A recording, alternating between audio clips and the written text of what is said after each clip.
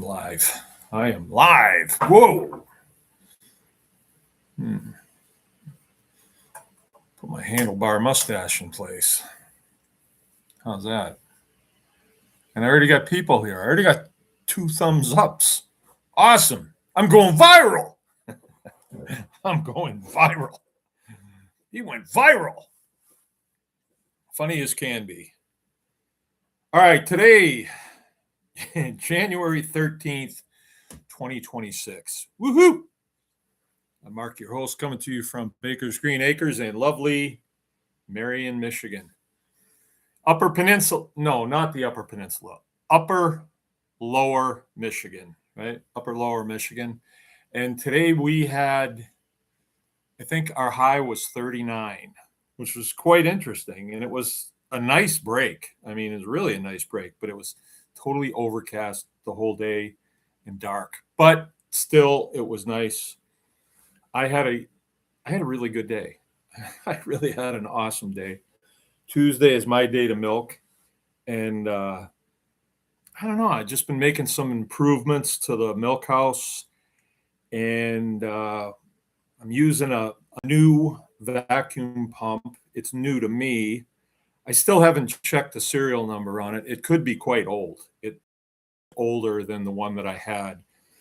The one that I had blew a connecting rod. It's a double piston, like a Harley. No, more like a Triumph, because both of them come up at the same time. And we've been using that for years, and it finally gave up the ghost. One of the connecting rods broke and started going bang, bang, bang, bang, bang, bang. But it didn't completely give up. It banged, but it still made pressure, but only about half the capacity, right? So it wasn't going to work long term. I got on, just a sidetrack here, I got on Marketplace, and I looked around. There was one way up in the UP. It would have been an 8-hour round trip for me. And the lady wanted a lot for it. She wanted $1,200 for it. I thought that's not acceptable. So I start looking at new units. I'm going back and forth what I'm going to do. The next morning, after I realized that I needed to make a change, I got on Marketplace, wasn't even on the same sort. And boom, one showed up. Less than an hour and a half away from me. And the lady didn't know much about it. She kind of inherited it, and it was cheap. And I thought, well, nothing ventured, nothing gained. So I called her and I said, I need to come get it right now. And I got it home that night, went through it the best I could, changed out a bunch of plumbing fittings, and then we used it the next morning. So it was pretty awesome. I, didn't know. Turns out I didn't know much about the one that I'd been using for all those years. I really didn't. It just worked. And so, well, it works. So I really didn't know much about it. But this one didn't come with any oil in it, so I had to figure out what was supposed to go in it, and couldn't really find anything around here, so I used automatic transmission fluid. And it worked, but it really stunk. It stunk the milk house up really bad. So it was okay, and it was making a little bit of a tick when we would get about 3/4 of the way done. So yesterday, I went into Cadillac, just on a long shot, looking for vacuum pump oil. Went to Tractor Supply, my safe place. I got a story about that. Wow. I go in there and looked in the lubricant section. Nope. So I go up by the compressor section. I look there, and oh yeah, I could get a gallon of this compressor oil for $254. I thought, that's not going to work. I'll just keep the transmission fluid in there, And so I got to talking to a guy there that I've known for a long time. He says, you need help finding anything? And I said, yeah, I need vacuum pump oil. And he's like, whoa, right back here. And we go back there, and sure enough, there it was. It's in a strange place, but I got a gallon of it for $24, and I only needed a half a gallon. It's clear bluish. Put it in. It ran slower, but it didn't stink, and maybe that's the speed that it's supposed to be running at. It still made the pressure and worked really well. So I just had a good time milking this morning because we had a big problem, catastrophic, and then overcame it even better because yesterday I deinstalled it again. I took it off again, and I cleaned it up. So I got some acetone and a brush, and I just brushed it all off. Took a wire brush to it, cleaned it up, really made it look nice, and it took all the old paint off. And I went to Ebel's, and I got a can of paint that was pretty much the same color. Brought it home, painted it. It really looked sharp. And put it all back together again, installed it, and we used it this morning. And it was sort of like I was going to talk about this because I think this is, and I'll probably use this for a topic another time. But sometimes when I do something like that, when I fix something, restore something, repair something like that, and then I have to use it the next day, when you go out and you see it, it's almost like you left yourself an Easter egg to find. And you just get this little buzz about it. And flip that baby on this morning. It sounds like a sewing machine. It's quiet, and it's just got a good sound to it. My alternative is a rotary vane, and that's what most people have now, and they make a horrible noise. This is just flip, flip, flip, flip, flip, flip, flip, flip, flip. Really nice. Really nice. So I had a really good milking session this morning. Went out and spent some quality time with my cows. I am expecting 3 calves, could be this week. One of them had a string hanging out. Looks like a silly string, but it's like a mucus thing. And so she could be going tonight. She could. I checked her before I came in, and I will check her probably again before I go to bed tonight. It's mild out right now, though. It's probably 30 degrees out, and it's actually quite nice out. Let's see, what is it? It's 38. This is calling 38 outside. Well, that's great. So, anyway, what I wanted to talk about tonight was something that I got to thinking about this morning, and I think it's important to talk about this because it's something that you face always. But in this career field, and I call it a career field intentionally because it can be your life's work, which it is right now for me. I mean, this is all I do. For new people coming in, can I have a thumbs up, please? I'm not saying anything more until I get a thumbs up. No, for new people coming in, we have a 10-cow dairy. We have a butcher shop. We have a store. Which is our old butcher shop that we converted to a store, and that's where the milk goes in, and a lot of our customers drive right through, get their milk and other stuff. We keep pigs. Mangle eats the pigs. Been doing that for longer than anybody in the United States now. We have beef cows,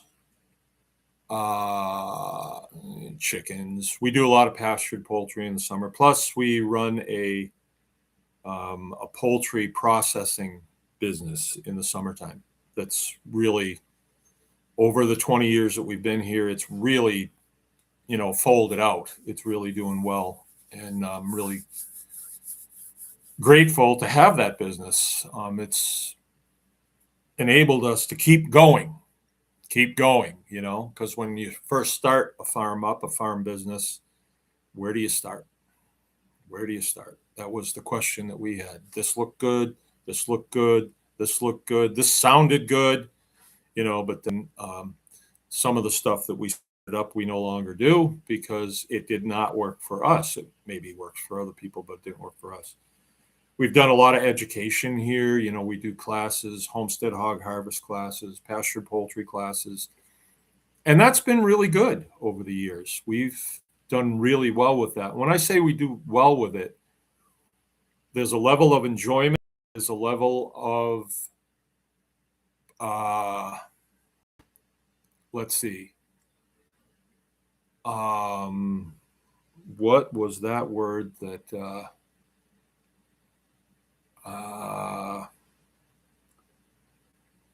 personal, I can't think of it right now, but personal achievement. I get that from that line in, what was that movie? I love that movie. Anyway, it's about Al Capone, and Kevin Costner was in it. Anyway, Al Capone, played by Robert De Niro, is walking around a table. He's got all of his captains there at the table. And he says, personal achievement, right before he smacks the guy over the head with a baseball bat. Anyway, personal achievement. And we make money. Like, if you're not making money, then you're hobbying, like when you go play golf, unless you're Tiger Woods, it's a hobby. And I'm not in this for the hobby. I really don't have many hobbies. I just have my work to do, and I enjoy my work, and it's what I like. But I feel a sense of personal achievement when I'm doing these things. So, yeah, we do the classes, and they've done really good. We didn't do hog harvest this year, took a break. And it came up in conversation today. Tommy DeCleric was here, and we were chatting about it. And I said, I really enjoyed doing that, and we made good money at it. I would do it again. It just seemed like there wasn't people chomping at the bit to do it anymore. So we thought, there's no need to do it. So we didn't do it. We were very busy this fall anyway. So, yeah, we run the butcher shop. Butcher shop does really well. Milk does really well. The store does really well. It didn't always, though. It didn't always. And that's the crux of what I want to talk about today. And it's titled Getting Back Up, right? So you might think I'm going to talk about some major thing that happened here. And we decided to quit, and then we didn't, and we got back up. Well, I have had those things happen. I have. And probably you guys know I'm referring to the struggle that we had with the state, the Department of Agriculture and the DNR over that right there. And that's why I have that picture there. It's a very important picture to me. I don't know who printed that picture out and framed it. I know it's framed now because Jill framed it again at Christmas time. It had taken a spill, and it was just rolled up on the table here. But it's a very important picture to me because those were the pigs that some egghead at the state said those pigs are feral, because of the characteristics, and because of those characteristics, you can't have them anymore. And it was at a time when we were still trying to decide what are we going to do here, honestly. And that was 2010, and that lawsuit ended in 2014, actually, and we won. And when you go through a lawsuit, you learn so much. I mean, education costs, and we learned a lot about how things really work. There's an illusion and then there's reality. And to learn reality, you actually have to walk through it. But I'm not going to talk about that tonight. However, after we came through that, we were pretty beat up, financially very beat up. And it was just a lot of emotions. When you have the full force of the state down on you, you don't know. And they made a lot of threats, and we stood fast and we prevailed. The case was dismissed by a local judge. And the state figured that they should probably cut their losses because so much was coming out about them and the way that they do business. And we were finding out what authority they actually have, and which is not much. It really isn't much. We are governed by consent in this country, and that's a deep subject. But what I want to talk about tonight, but anyway, that whole thing, at the end of it, we were pretty beat up, and I made the decision, consulting with my wife, that maybe we ought to do something else. We just don't want to do it anymore. We just didn't want to farm anymore if this is what we're going to face. And I came out and I said, that's it. We're gonna get done. We're gonna sell this place and do something else. Maybe get a shrimping boat and head down to the Gulf Coast. Because we had seen that we didn't have a lot of support locally, not really. And we just didn't feel like this was the place for us to live because of that. Because, what else is coming next? And you're not going to have any support. So we decided that we were going to quit, but we just never did. And I've told you that before. When you decide to quit a farming operation, there's a lot of deconstruction that has to happen, a whole lot of deconstruction. And my children were all involved, and it was just going to be very hard. So when we kind of came to our senses a week later, we said, well, why don't we just go back to homesteading and just feeding our family? I'll get a job and, forget the business. Well, after a couple months, we still hadn't quit. And it was just, okay, well, I guess we're not going anywhere. And so then the business started to build. And we're back where we are right now, which is in a pretty good place comparatively. I'm in a good place, and my family's in a good place, right? And we're not hurting anybody. We're not violating any laws or anything like that. We follow the law. I don't follow people's rules necessarily. Sometimes I do if they're for my own good, but we learned that the Department of Agriculture has a bunch of rules, and they can stuff their rules, right? Because they can't enforce any of them. So that's a big thing. That was a big thing. That was a milestone. And this picture right here is a milestone that kind of commemorates that and helps me to remember the things we went through and the dark days. Had a lot of nights that were kind of rough where I'd have bad dreams. And, I was never really afraid of them. I was more afraid of me, actually my reaction to things. And anyway, those things are behind us, and we did dust ourselves off. And because of that, here we are. But I don't want to really focus too much on that. I want to focus on the day-to-day, because in the day-to-day in a farming business, you are going to have things that go south. What do I mean by south? I say that a lot. They're not going the way that you want them to go, right? Because you have this idea. This is the way it should go. And then it goes a different way. And you sometimes can be, right?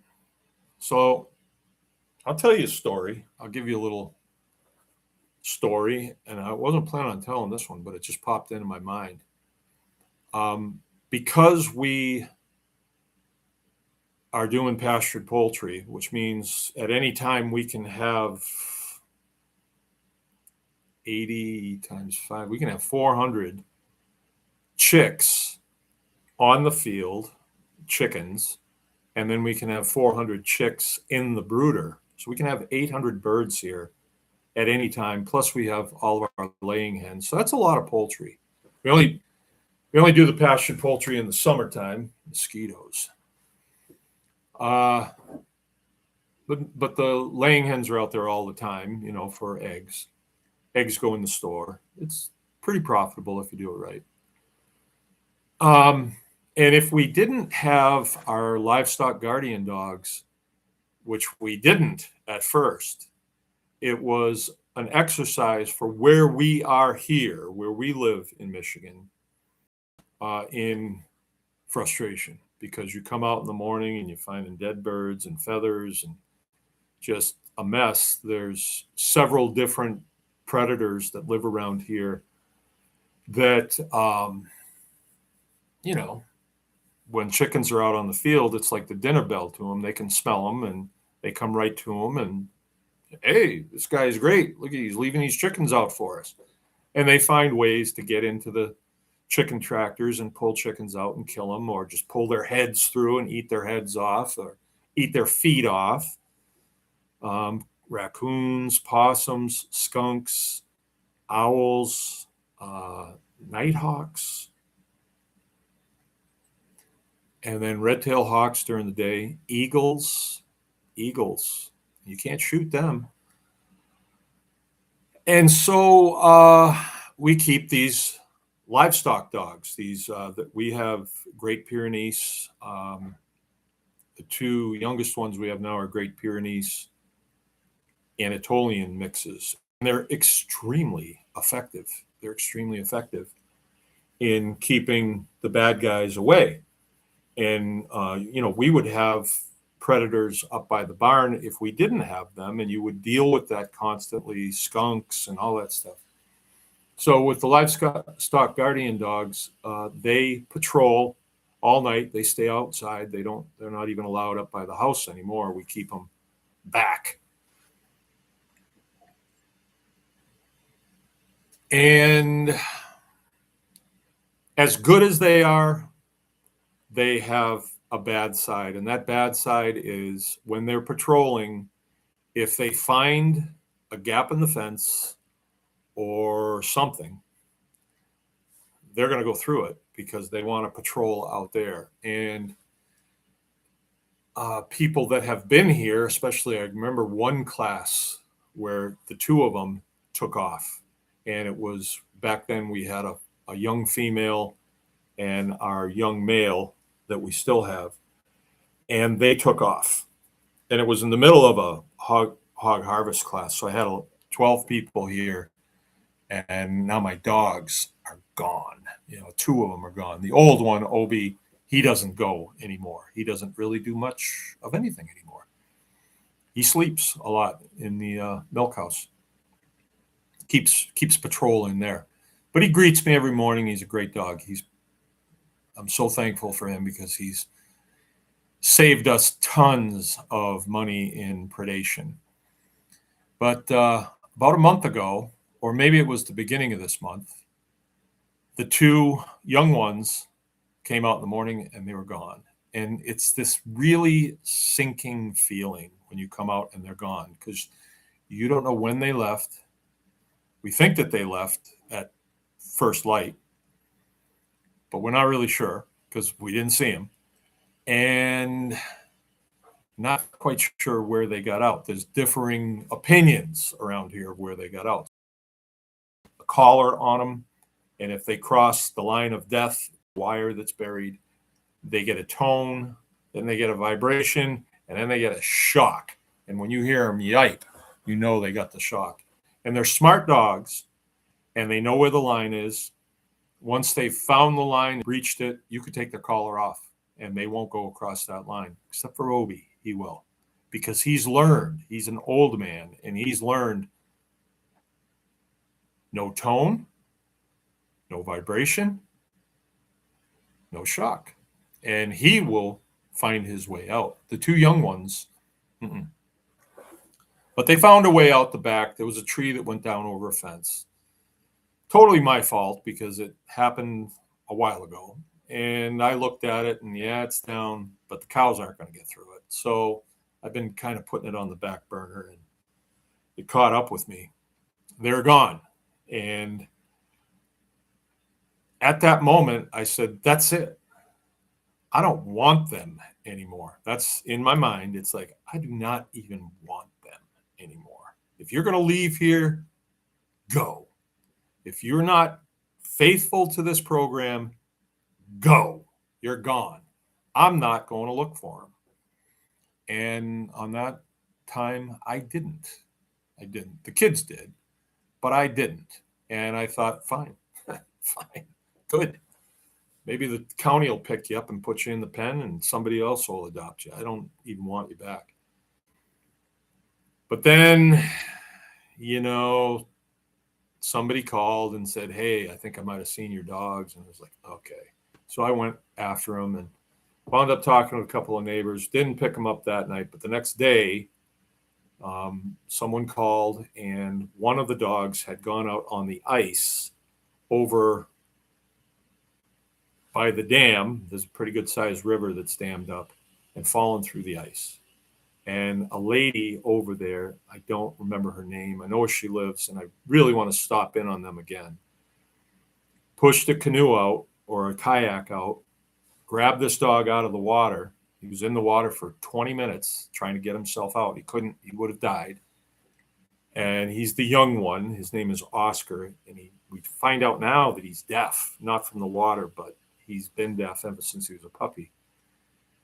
And we went and got him, brought him home, put up a fence in the area where we suspected that they got out. And for these dogs, all you have to put up is a strand of what they think is electric fence. And that's it.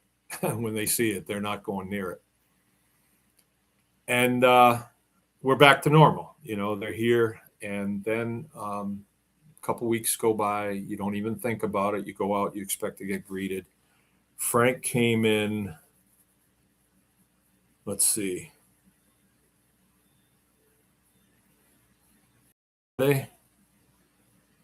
Yeah, Sunday morning. They're gone. And in my mind, I thought, I give up. I don't want them. I'm kind of thinking maybe pastured poultry. We don't need to do that anymore because we've got enough other things to do. It's probably the least demanded product here. But somebody called to shot me a text. Hey, I just saw your dogs over by the dam. So they went right back over there again. It's 8 miles. 8 miles. They must have made a beeline over there. So I went over. I found them. They came right over to me. I threw them in the truck and brought them home. But what it did was it forced me to think this whole thing through. What message do I send to the people here if I give up on them and put them down, shoot them? What message do I send? I mean, that was the message I wanted to send at the time, believe me, because we had planned to go someplace Sunday, the gun show. No, we weren't going to the protest over in Cadillac, the protest for that gal that got herself shot. No, we weren't going over there. We were going to the gun show in with our people. And I thought, oh, great. We're not going to make it because we got to look for these stupid dogs.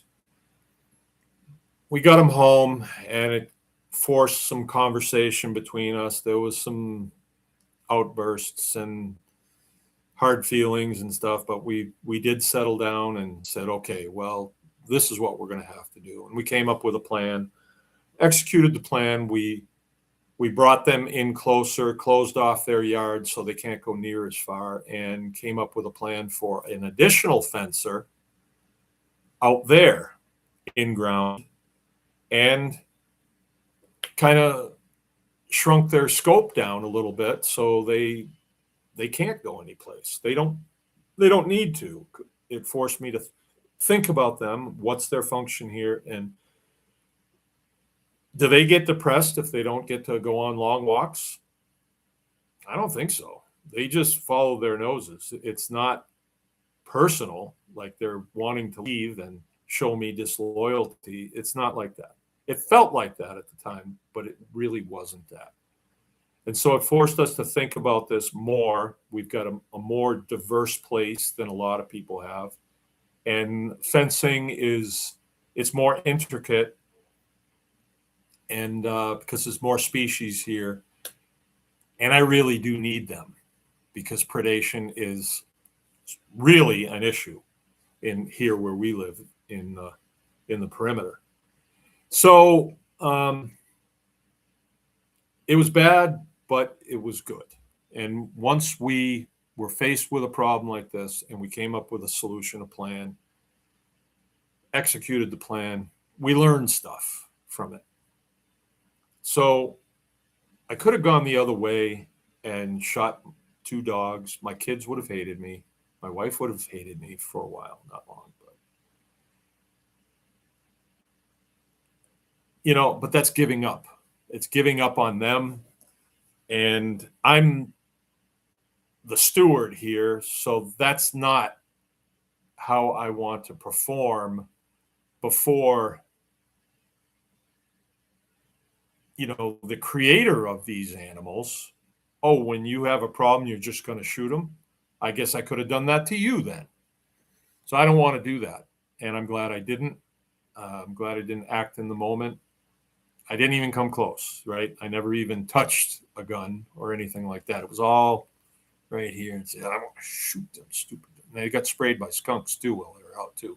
So then I had skunk all over me. So I'm riding home with fresh skunk all over me. Kind of reminds you of home, don't it? Yeah, it does. So anyway, that was a problem. And you are going to have problems most days in the homesteading world.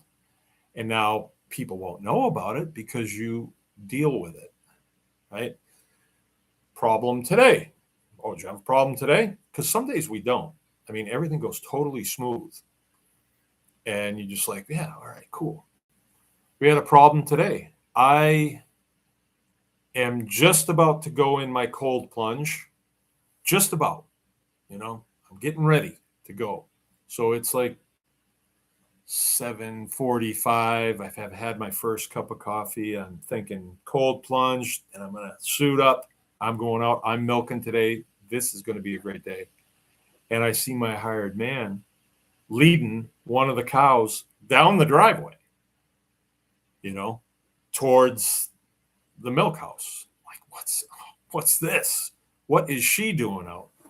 And she is kind of a foundling here, moonchild, and I think she's got a calf in her, but we won't see that for a while. And she's a nimble calf, and she is a fence jumper. She is a fence jumper. She will get over that once she has a big udder on her. She won't be wanting to jump fences anymore because she'll know what happens.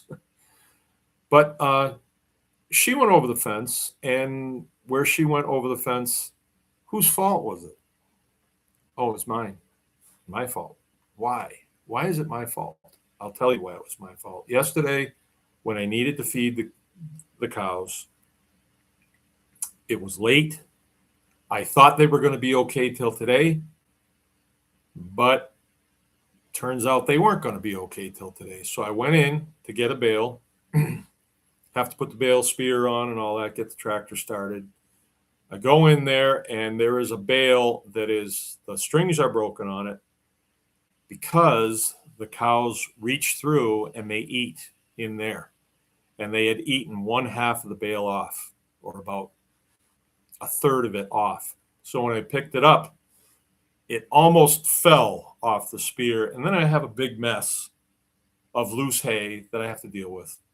And I really didn't want to deal with that. So it was hanging on there, and it's not falling off. I back out very slowly out of the barn, and I head up to where their feeder is. And in order to get in there, I have to open a gate. And because they don't have hay, as soon as I open the gate, they're going to come right out and start eating off that bale, and they would cause it to fall off. Now, they have a feeder out there that's for other feed, a grain feeder, that I made for them last winter. And we used it last winter, but we're not using it this winter because I learned that I don't want to be feeding cows that are dried off, because then they get fat. And when they get fat, they have problems calving. And I didn't know that, but I know that now. So I haven't been using it this year. Any grain that they need to get for winter milk production, they get that when they're being milked. We give them about a couple of pounds of grain, a sweet feed mix, it's called, and then they get some alfalfa pellets and things like that, just to boost them up. So instead of going all the way in the pen, I just dropped it in the feeder, and I said that'll be good enough. But what it did was it put them right up against the fence. So they're all up against the fence, and something happened. Somebody must have pushed somebody, and they pushed the fence down on it's woven wire, and it's got a strand of electrified barb on the top of it. And it pushed it down. I haven't been charging up the barb fence because they just don't eat it. I charge it up in the spring when they want to reach over the fence and get some grass outside the fence. Then I charge it up. And keeping it uncharged like that, it's just like, I don't know, cost savings, I guess, and whatever. So anyway, Moon was out this morning. Whose fault was it? It was mine. It was my fault. Definitely my fault. And I thought, if I'd have just done it the right way instead of cutting a corner, she wouldn't have got out. She was out, but by the time I made it out, she was back in. Everything was fine. Brian, my hired guy, he handled it like a champ. This is a kid from the city, from Utah, Salt Lake City. Knows nothing about farming. And now he's milking and doing all kinds of stuff. He's really gained a lot of weight. He looks good and everything. He's, came to us in pretty beat up fashion himself. And now he's working for us and living here, actually lives in the apartment for the winter. And so everything turned out good. People got to solve problems. Brian got to solve a problem. I didn't have to jump through a bunch of hoops to make things right. I didn't have to do anything. Jim came out and I said, "Hey, can you fix that fence?" And he's like, "Yeah." He went over there, pulled it up, wired it back on. It's woven wire on a kind of a slippery post, not a T-post. Ought to be a T-post, so that needs to get fixed probably. Although it really doesn't, because it holds 98% of the time, 99% of the time. And it wouldn't have slid down if I hadn't cut a corner. And everything was fine. Everything is absolutely fine. And when I went into milk, I kind of felt this turbulence of things kind of went wrong. But then I thought, we're stronger for it. Every time that there is a ripple in the pond, so to speak, we solve it, and then we come out of it knowing, oh, this is why that happened. Don't do that again.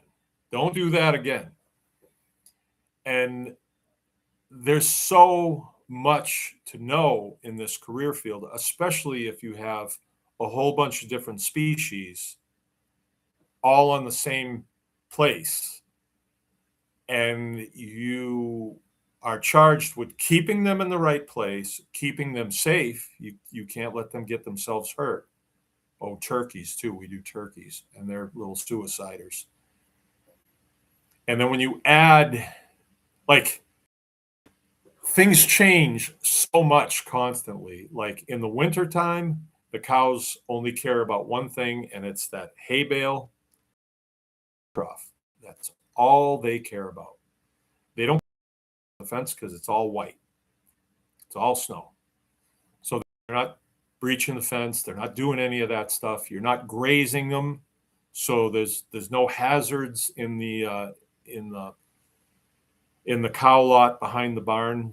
They just walk from the milk house or from the milk parlor back out into the loafing shed, get a drink of water, and then go to the hay pile. And then they find a place to lay down. They usually lay down in the clean snow, which is really good.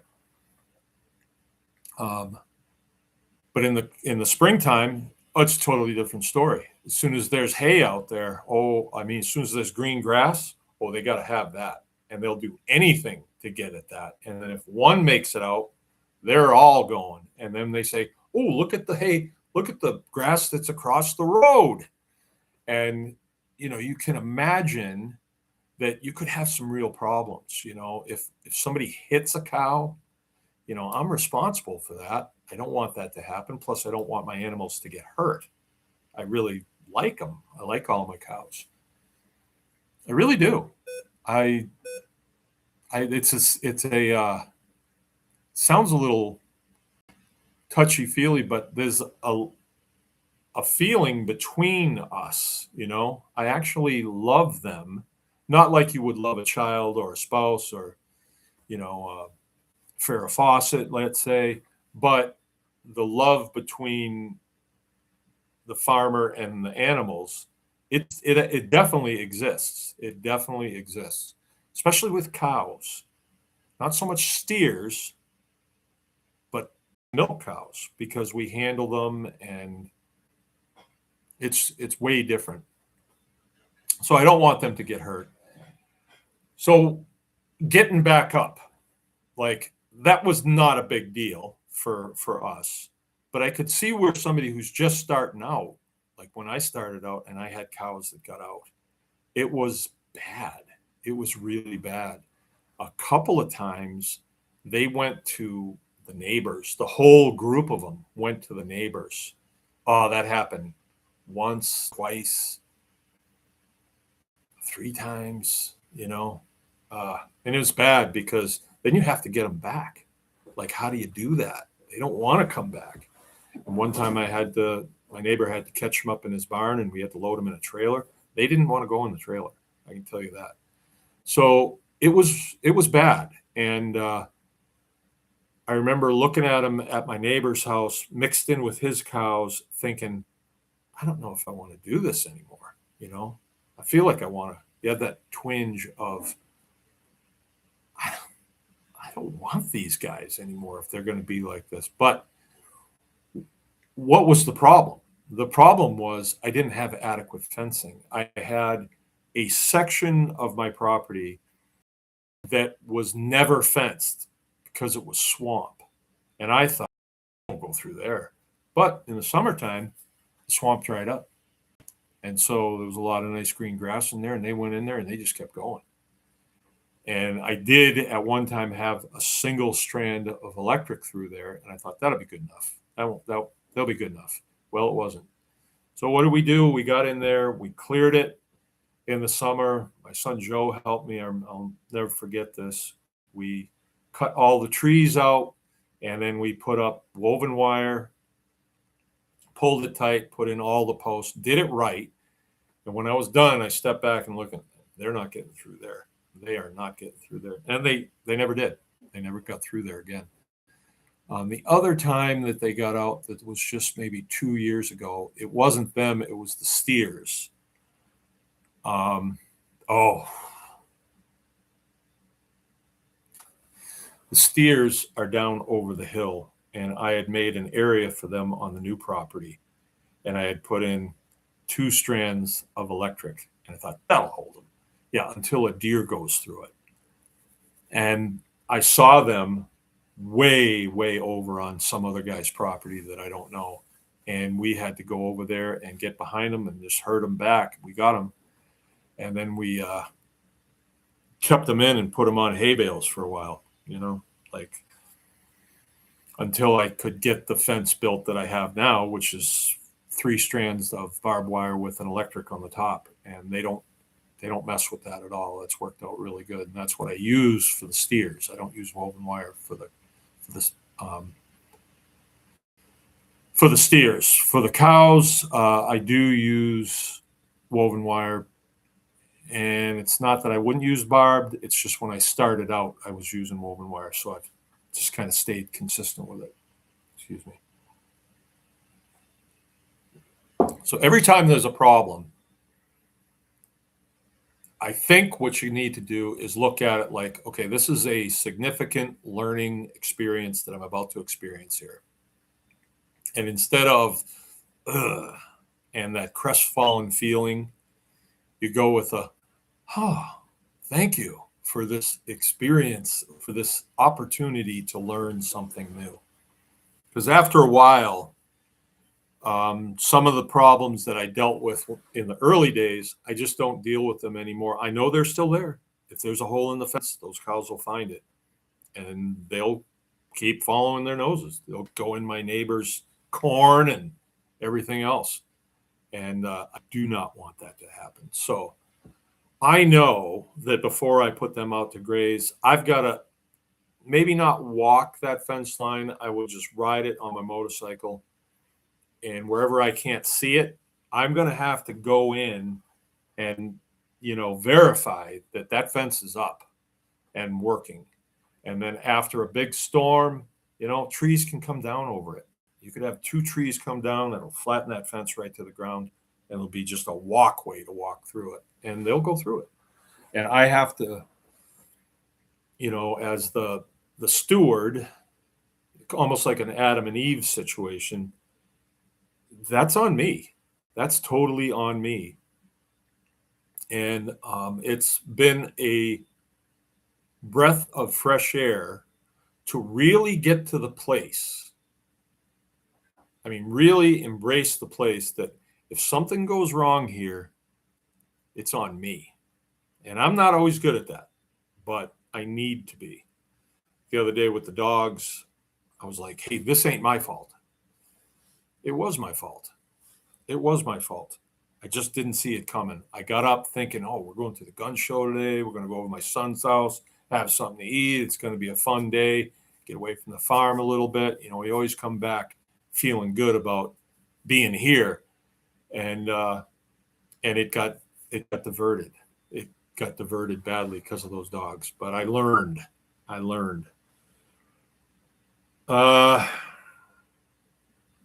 And I will tell you something too. Your endurance increases. Like when something goes wrong, you want to be at the place where, and I think I am at that place with a lot of things, but the other day I did kind of lose it with the dogs. I took it way too personal with them, but you want to be at the place, or I like it when I'm at the place where when something goes wrong, keep a cool head. And get it fixed. That's it. Because there's nothing else I can do. I can't yell and scream, and there's no point in that. It doesn't get you anywhere. As a matter of fact, it works you in reverse. It took a while the other day for me to get over the anger of those dogs walking off like that and making it all the way to Falmouth. And everybody knows they're mine, like the guy who's seen them, he's never been here, but he knows that they were my dogs. There was one of the Ebels. It was Steve Ebels texted me. He says, and I don't even know where he got my phone number from. Somebody else, oh, those are Baker's dogs. Yeah. Mr. Farmer over there knows what he's doing. Can't even contain his own dogs, right? But yeah, it worked out okay. Our dogs have worked good for us. Other people that I've seen get those dogs, it's just kind of off to the side. They wind up keeping the dogs on a leash, which is a mess. Those dogs become just basket cases when they're on a leash or in some sort of cage, and they just become, not very nice people to have around. They bark at everybody, and they get kind of vicious. I think I've seen that happen. They actually get vicious.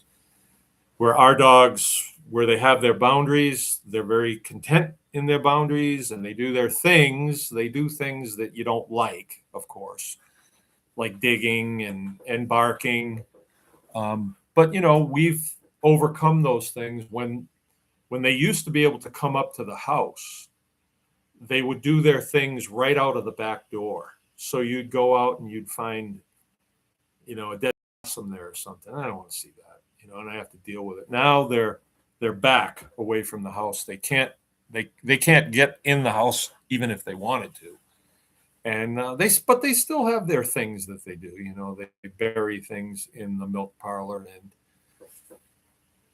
if they can get something, they'll play with it. They'll tear it up in the yard, or bones and things like that. But I can live with that. Certain things I say, oh well, that's just a necessary part of keeping those animals. How do you keep them from digging? I haven't figured that one out yet. Maybe I could put some cayenne pepper in the hole, and that would, I mean, I could try it. I just haven't yet. So anyway, a lot of interesting things going on in the country. I think I might as well comment on that.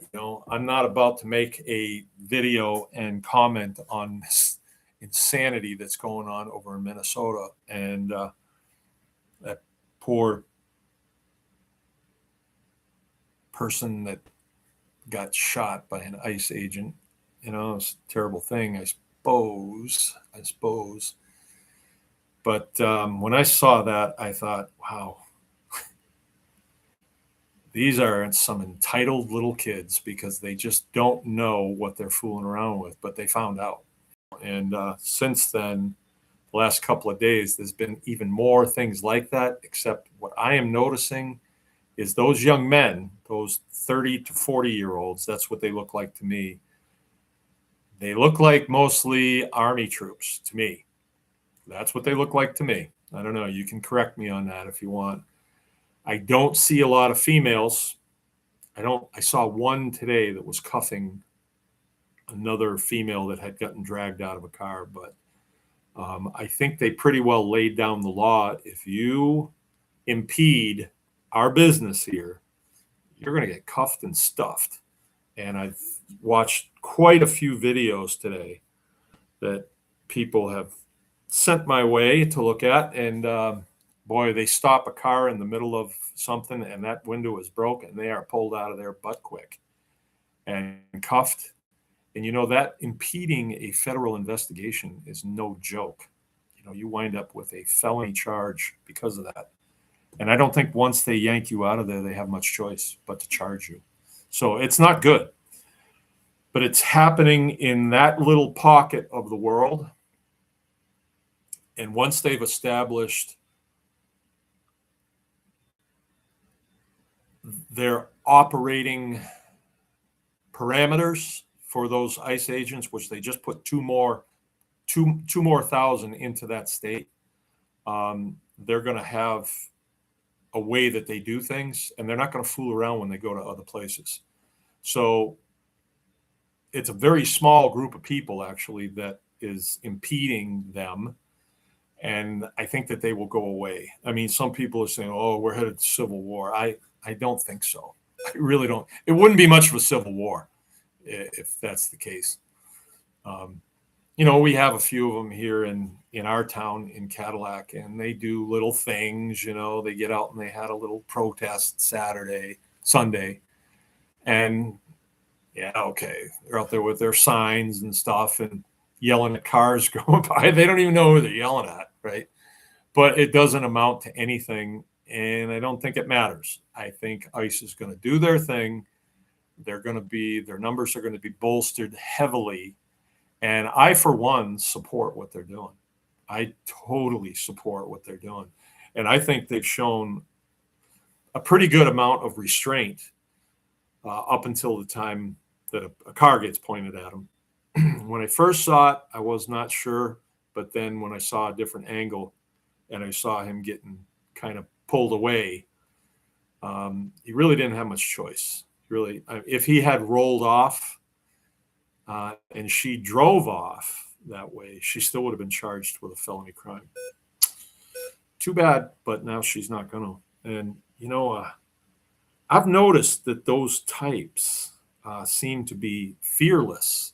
And what I mean by those types, most people at that time of the day are at work or running their businesses or something. But this gal and her girlfriend were not. Like, they didn't drop their kid off and then, well, we got to get to work. They went out and they went looking for these guys to taunt them. And I'm like, girls, don't you know that you're playing with fire here?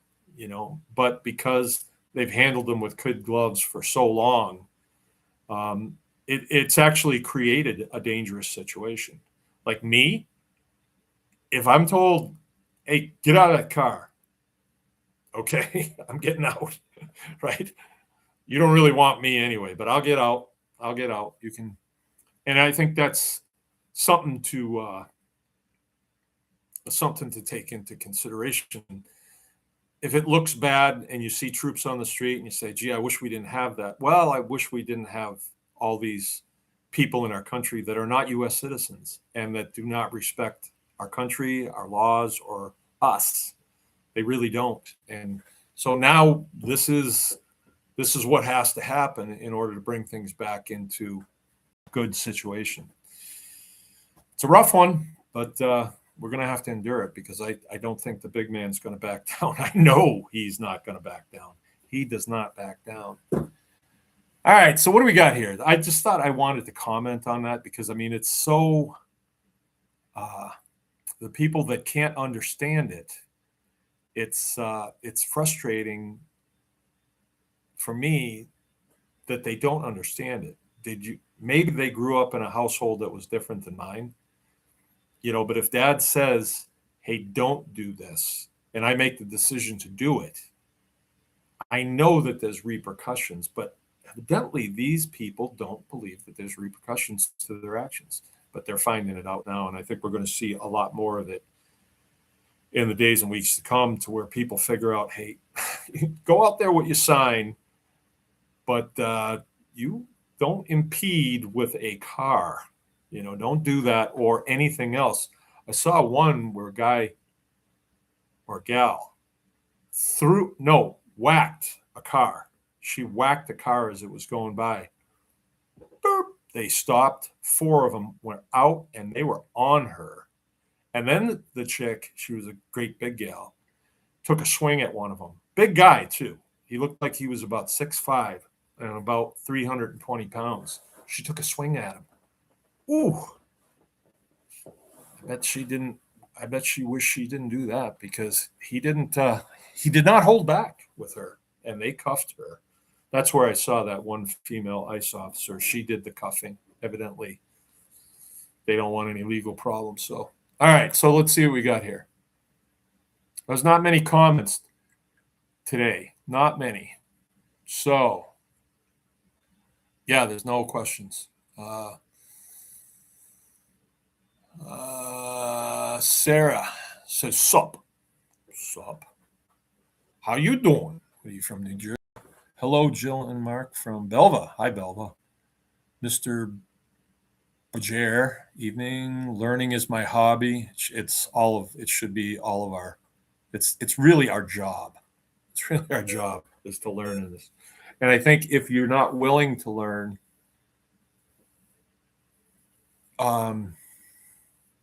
things will go slower for you.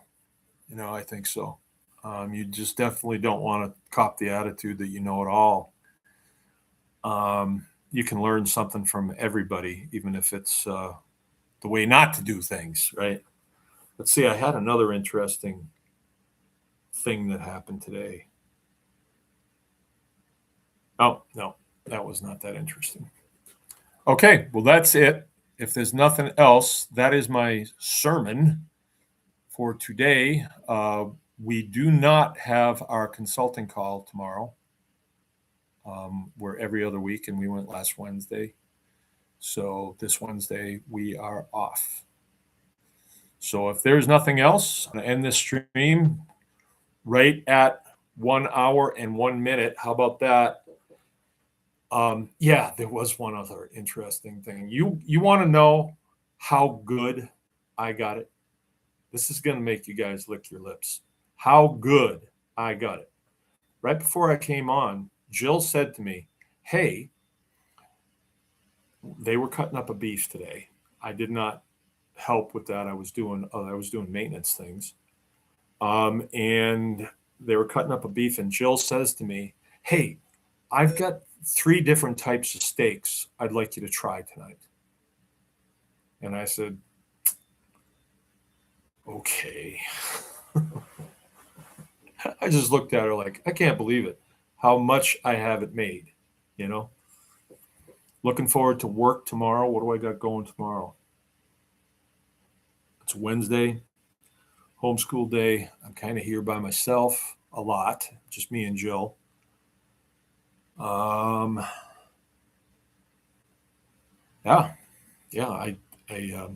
don't have things stacked up on me.